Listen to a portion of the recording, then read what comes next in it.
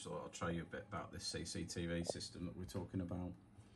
So it's obviously got the normal CCTV, but when you go to detections, you can choose different things. Like I just did dog barking, for example. Go on that. If I go to vehicle, you can choose what type of vehicle type, but you can also do license plates. So it's detecting every license plate there.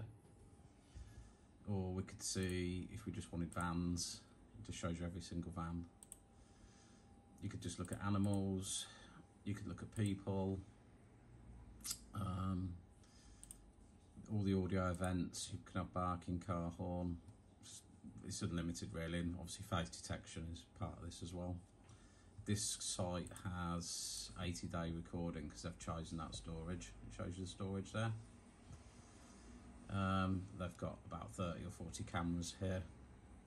Also multi-site